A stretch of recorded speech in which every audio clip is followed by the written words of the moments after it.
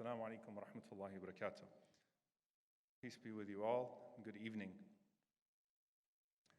Bismillah ar-Rahman ar-Rahim, in the name of God, the most compassionate, the most merciful.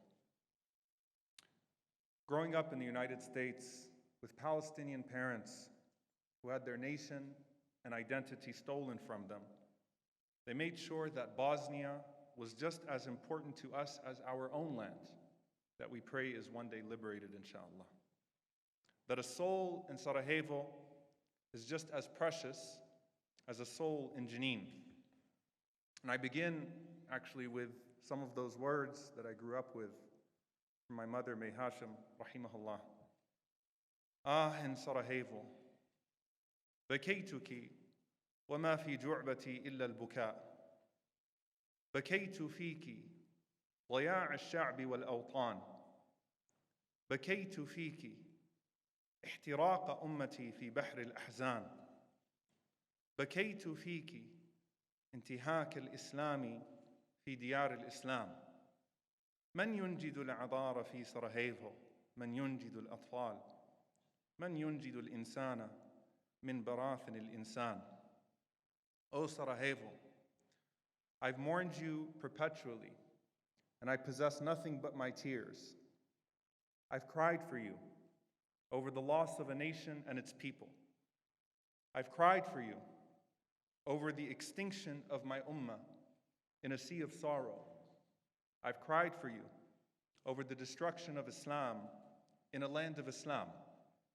Who will save the young women of Sarajevo? Who will save the children?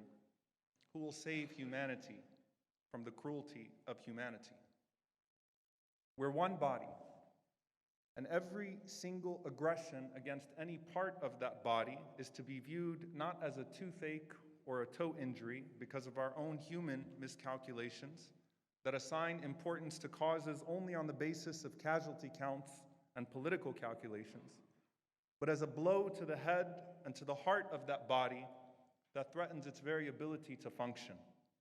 Today, our heart is Kashmir. I'd like to remind myself and others here that our present narratives are often so distorted due to deceptive narratives about history that have found their ways into the discourse. When the British sold Kashmir to the Hindu Dogra in the 1800s, it was on the condition that they affirm British supremacy. We today are not subjected to that delusion.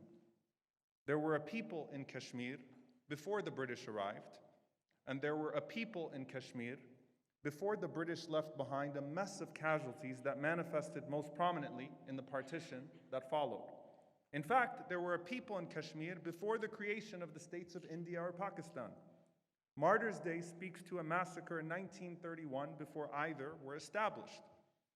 And it's just as important to understand the reality of 1931 in Kashmir as it is to make sense of the bloody occupation in 1947, just like it's important to understand what 1917 meant for the Palestinians as it is 1948. What's at stake is that Kashmir remains a playground of the global superpowers around it, the way we see happening in places like Syria and Yemen, and that a less than human status is maintained under blockade as we see in places like Gaza. The contradiction that India is referred to as the world's largest democracy, while not only recently enshrining Modi's fascism into law with the Citizenship Act, but continuing to maintain the most militarized zone in the world in Kashmir with up to 1 million troops. It is an irony similar to that of Israel being referred to as the only democracy in the Middle East, with millions of occupied people without citizenship whose subhumanity is now written into the Jewish nation-state law. The tragedy of genocide is not just the genocide itself, but other compounding factors. That the legal determination of genocide is most often not enough for the world to actually act. Nor is it when the people can no longer bear the crimes inflicted upon them. It's when our global conscience has been sufficiently disturbed that we're able to activate the necessary pressure to stop genocide. Working against us in that regard is that the purveyors of violence, settler colonialism, and ethnic cleansing maintain not just superior military capacity, but the ability to black out, bomb, and cripple the media exposure of those crimes. It's not just the technology of their drones, but the ability to hack phones abroad and shut down phones domestically, all while daring international bodies of law to stop them.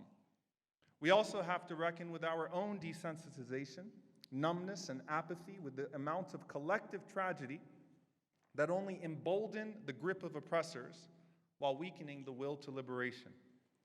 And lastly, that as these cases grow, the oppressed are forced into another layer of cruelty by having to compete for the attention of the world. Would Bosnia, which is again sensing the creeping factors that led to the awful tragedies in the 90s, still be front and center for us if it happened in 2021? Do Afghanistan or Iraq still matter? Is it Yemen or Syria, Ethiopia or Mali, Honduras or Guatemala, the Uyghurs or the Rohingya? To us, it must always be all of the above and more, with only our efforts being divided for the sake of being specialized, not our empathy selective on the basis of convenience or culture. So I'm here, as many of you today, not as an expert of Kashmir, but wanting, in fact, to be further educated on Kashmir. Not as an eyewitness to atrocities on the ground, but a witness with my ears, eyes, heart, and mind to our brothers and sisters from Kashmir who can tell us how we can be better for them. The foreign minister of Bosnia informed us yesterday that she would arrange a meeting with some of the mothers of the martyrs of Srebrenica.